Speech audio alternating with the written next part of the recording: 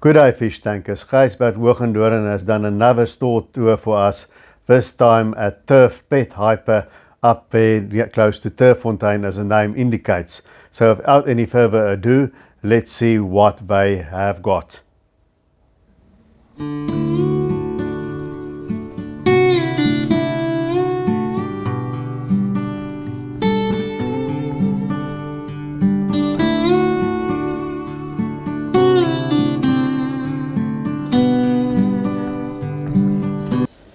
Now, as we start, we look at all the dry goods, all your usual array of aquarium fish food, as well as all the medicines and the equipment that you might want.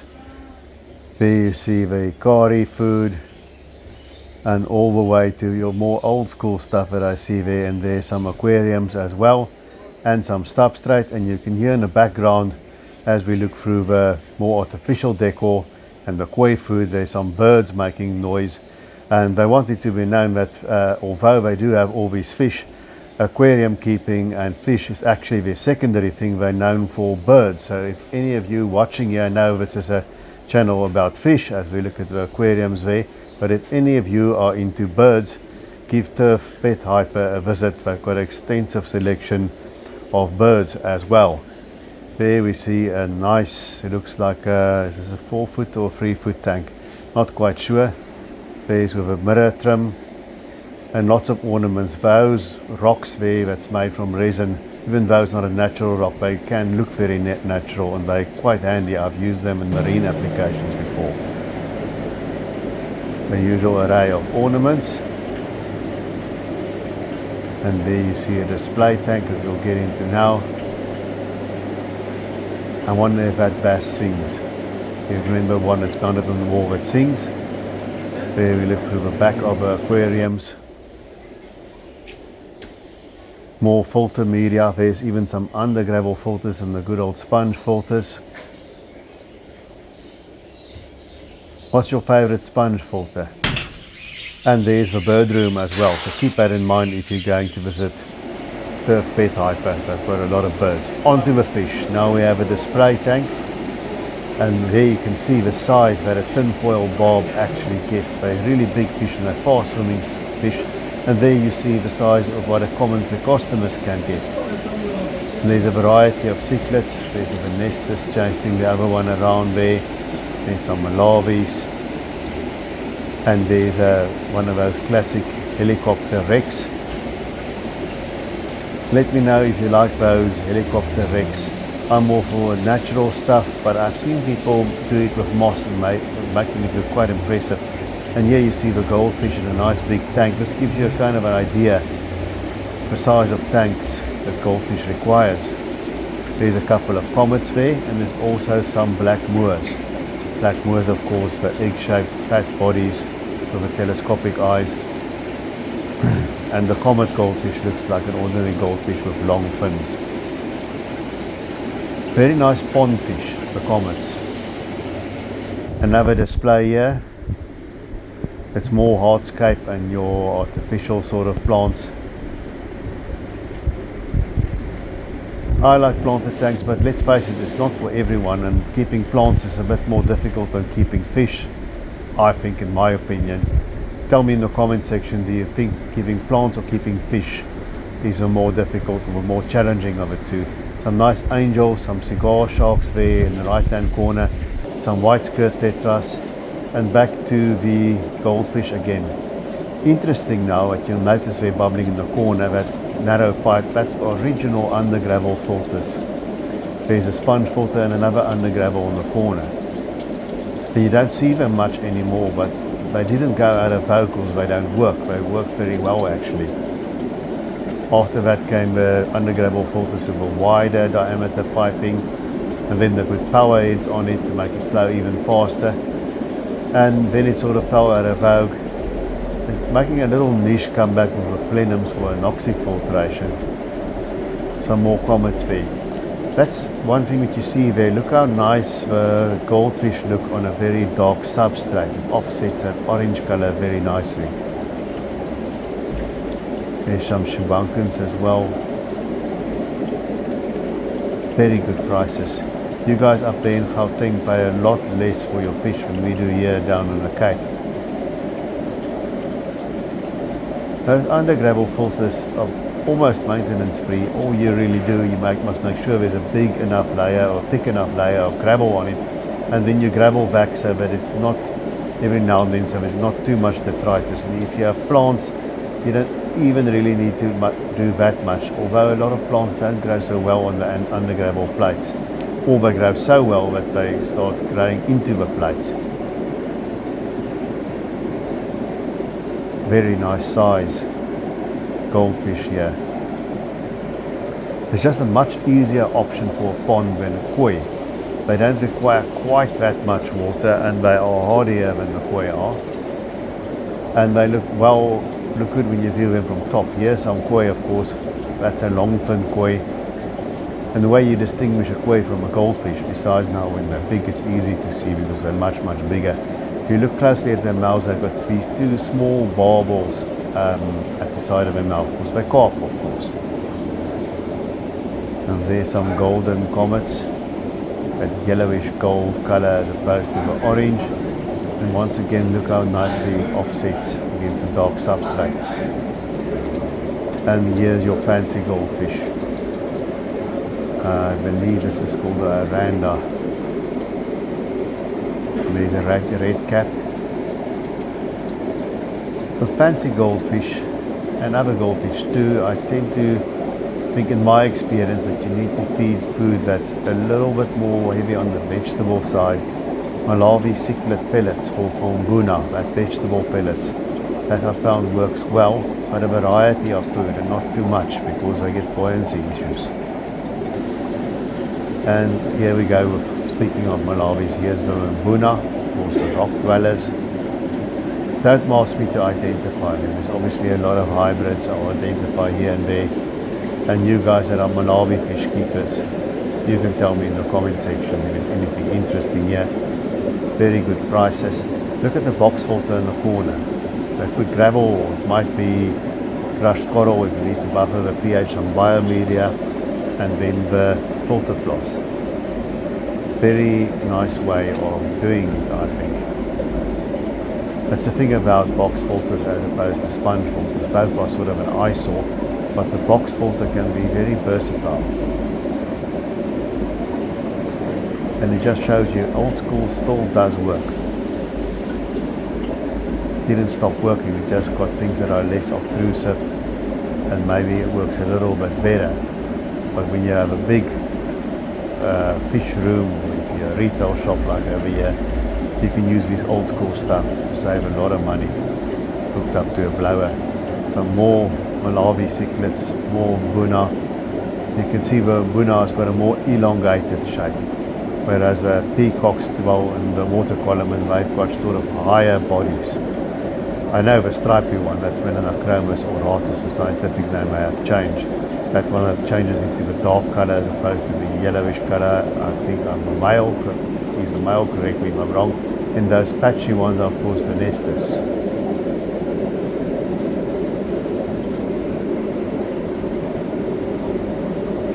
And that blue one with the bars, I think it could be a Lombardi, but my knowledge of Malawis aren't great. They've always been a bit too fighty for me. And here we see some red parrots mixed in between them, which is of course a man-made hybrid.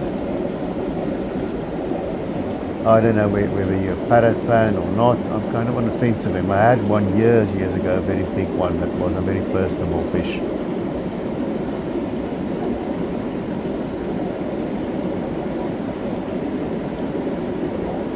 The Malawi cichlids, the African cichlids, seem to be a lot more popular in Gauteng than it's here down here in the Cape.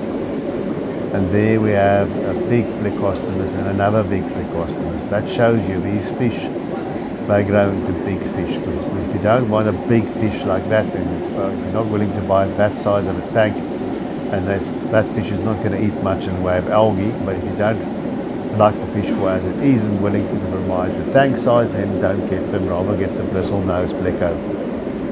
Another Malawi. As I was saying, on Malawi seem to be, ooh, that's a very nice, it's an Odontus catfish. I think it's a featherfin. Look at the polka dots. Beautiful catfish there. They go well with the Malawis. As I've said, the Malawi seems to be much more popular up in Joburg. Maybe it's an aggressive area, and aggressive areas like aggressive fish. I don't know. I see them less down here in the Cape. And some of them don't come to their own when they're this size, right? They get the colours when they are bigger. One thing that I wouldn't mind doing with Malawi cichlids is have a species tank, well maybe with that beautiful Cichlid that we saw, and just have one cichlid in it, and I'm thinking Chindonga Selosai, because the Selosai don't grow as big, and they've got a high degree of sexual dimorphism, which means that the male and the female look completely different. They almost look like different species. The male was blue and the female was bright yellow. So even though you have one species, it looks like you have two kinds of fish in there, yellow and blue, and they're not as aggressive. So that's the one thing that I'd like to do with Malawis and Chindonga Selosai tank. And these look to me like baby jaguar cichlids. I think they're jaguars. I can't really read there. I need my reading glasses for this. And here's some more of those featherpins and Dantos cats. They're nice in mopping up behind the Malawis, and they're also sometimes called the cuckoo catfish. I'm not sure about this particular species, but there's another one that lays its eggs among the Malawi eggs, and then its fry eats the Malawis, and the Malawi cichlid actually mistakenly hatches them in her mouth, and gets grinded up by the spike fins of a catfish, who eventually leaves them, just like the cuckoo bird.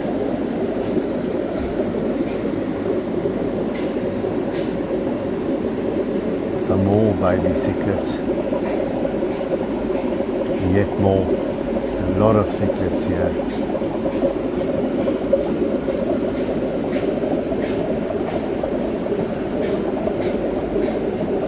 Hey, the camera focus.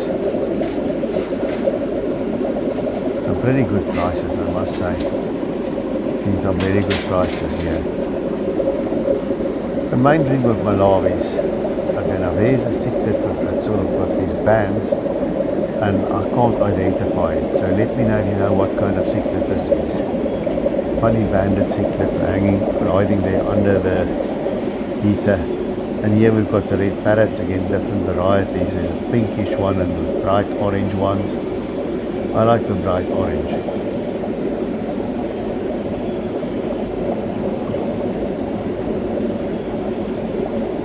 They're a little bit more pricey, but they look like nice sized fish. And here's my old favourite, Oscars. That's the bucket, one of the bucket list tanks. You know, I want to have a big 6-foot tank with a couple of Oscars, a red tiger and an albino tiger Oscar, maybe a green Tetras and a deacon, and my clown noches will go in there. And then I will hope it all works out, cichlids being cichlids. But the bigger your tank, the better are your chances of success. And you've got to also create side breaks with your hardscape, so that the fish is sitting on the one end of the tank, you can't see all the way to the other end, so they can get out of each other's way. Much like you guys who are parents, you want to send your children up to a different lounge to watch their cartoons or other sort of programs at night. You want them out of sight. So there you have it, a break in sight, a side break. Send them to a different lounge. Same with fish. Now here we've got, these looks like convict cichlids to me. You've got the white convicts and gold convicts in the normal color, and here's the silver dollars. Very nice fish. I've had them in the past. They need a big aquarium, and you need to keep them in group. At least 6 of them. I had 7, I recall. And forget about keeping them in a planted tank. This is a hardscape only, or I kept as realistic artificial plants as I could find with these guys, because they will eat the plants. They even trim down Java fern. And these look like more convicts. They're not albinos, because if they're albino they would have a red pupil in the eye. This is just a white form. Guys, please smash that like button, greatly appreciate it. Helps YouTube to send the content out to more viewers. And these are definitely convicts. You can see there's some breeding going on, if not in the shop, from another aquarist. Convicts are aggressive like all cichlids, but they punch above their weight, as I've said many times before. I've seen one, Willie and Oscar, and they just breed and breed and breed. And these are green Tetras, or sometimes there's some dispute, sometimes called it golden sound, and another subspecies is the actual green Tetra, but here in South Africa we know these as green Tetras. They get this very nice blue colouring around the face, along with a gold edge on the fins. They really grow into a nice looking fish. And of course, if it's called a Tetra, you have to just be a bit careful of tank mates. Polar bear parrots. Okay.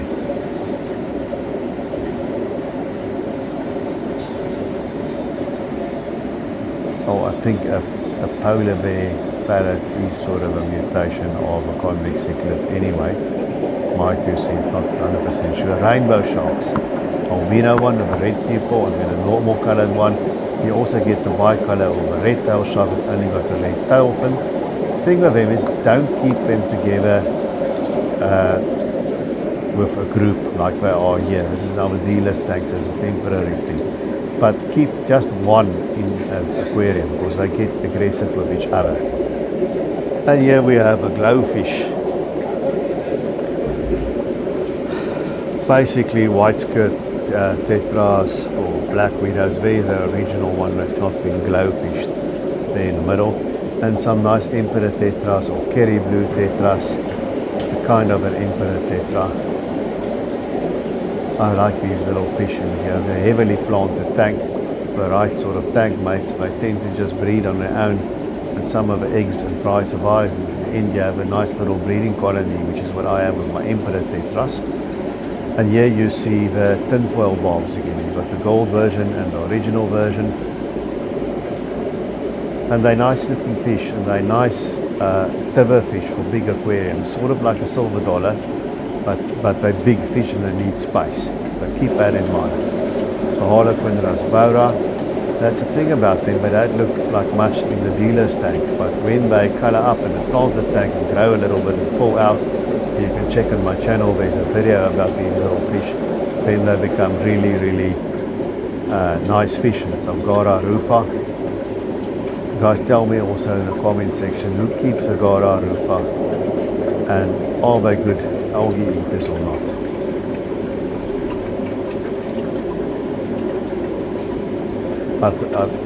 I've seen the panda Angara on some of the overseas videos, but I haven't seen them in South Africa. And there is some albino cories and then peppered cories as well. And among them I see some Chinese algae eaters. I'd much rather get the Siamese algae eater. I've got a video on that as well elsewhere on the channel. And here we have neon tetras. Staple Barbie, it looks great in the shell, and this is with the Pangasius cat, or that's what I used to call it, and I now call it the reticent sharks, it's the albino version. But go and look at Ohio Fish Rescue as well. These are big fish. They become big fish, very impressive looking, but they need big tanks. So keep that in mind. They grow huge and they need big tanks. The cigar sharks grow big as well, but not nearly as big.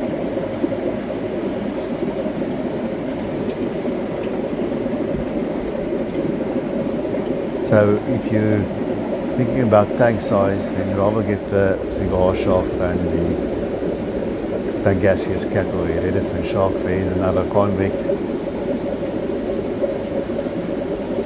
And yet another one. And babies in the tank. And there's a betta along with your neon tetras.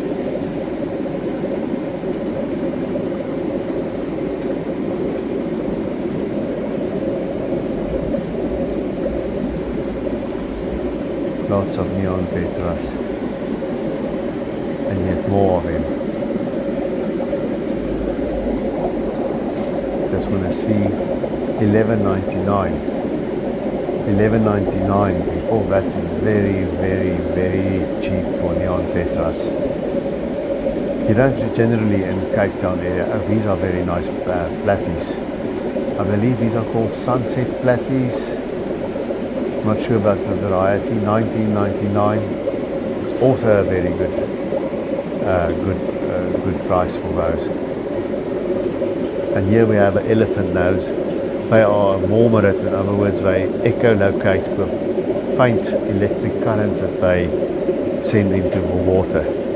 So they like dark aquariums with lots of hiding space, and they like sand, not necessarily gravel, what you see here, to sift through with a nose protuberance, which is really the lower jaw. They eat worms, so you need to feed them bloodworms and things like that. They're not going to eat flake food.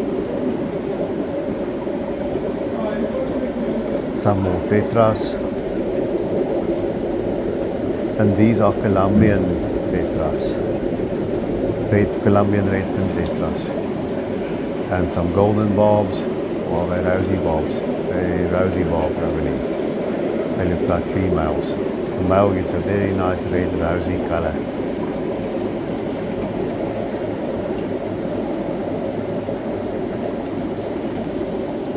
And here's some white skirt and black skirt tetras, black and white widows.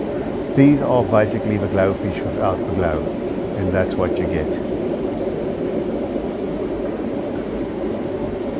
Those of you who keep glowfish, do you find that they shorter live, and do you find that they get some health problems? I've had people on the different forums say they get funny growths and things like that. These are lemon tetras. Lemon tetras also a very nice tetra, very underrated. But to be honest, I've kept black skirt tetras before, normal black widows, so it's not been glowfished. And I found they do get quite old, and when they get very old, they get these black, almost tumor-like growths around their face or their mouth and at the base of the tail. So when people have complained of glowfish, I have also found in just the ordinary black skirt tetra or black widow. Cristellas. And this is a very nice fish. It's called the Denison barb, or here we call it the torpedo barb or the red line torpedo barb, and it's also called the rose line shark. They get bigger, but not huge, but they need about a 4-foot tank at least or bigger. And in a small group they look very nice because they shoal and they've got this very distinctive color. Very pretty fish if they're in the right sort of setup. And black phantom tetras.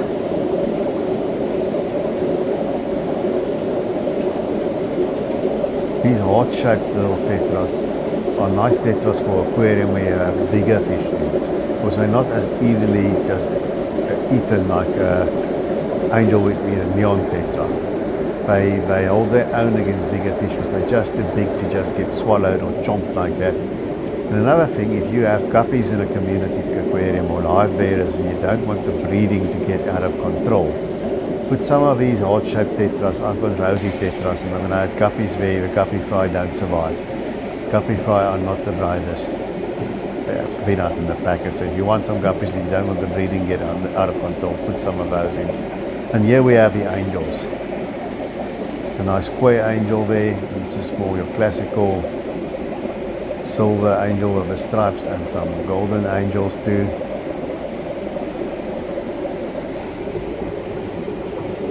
And this is a cichlid of some kind, not sure what. Let me know in the comment section. And once again another large pleco.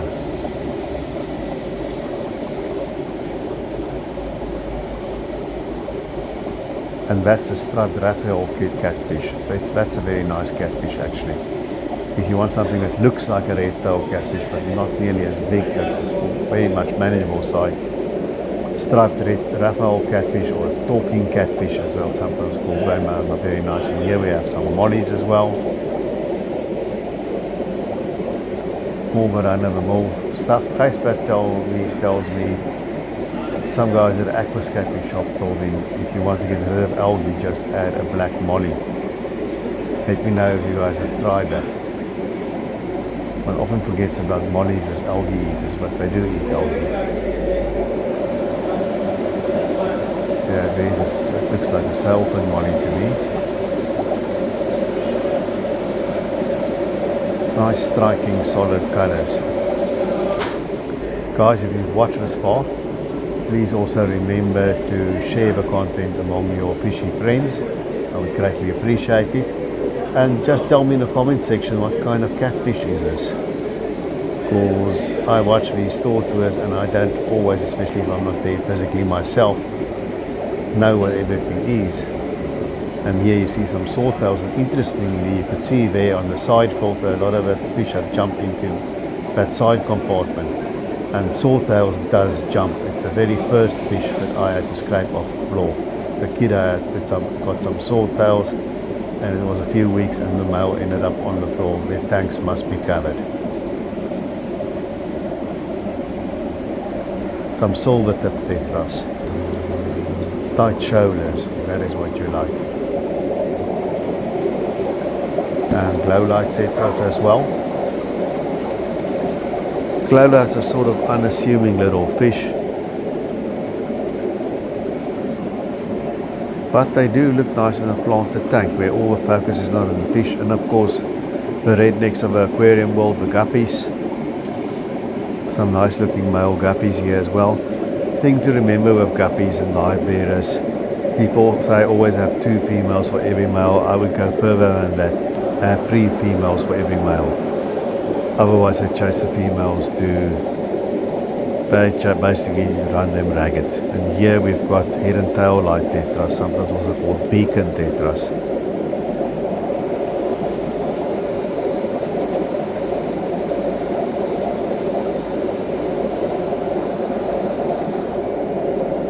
Once again, some flame tetras.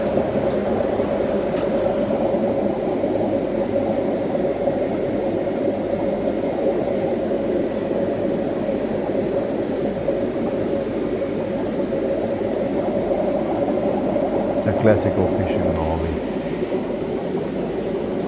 Glow dangos.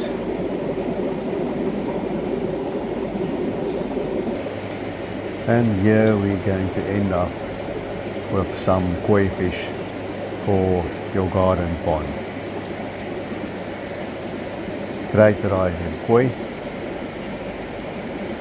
And that's where I'm going to tune out. I'm going to leave you watching these last bit of footage of a koi and check out the prices. Guys, please remember to subscribe. And until I see you again, thank you guys for watching, and take good care of those domestic denizens of the deep.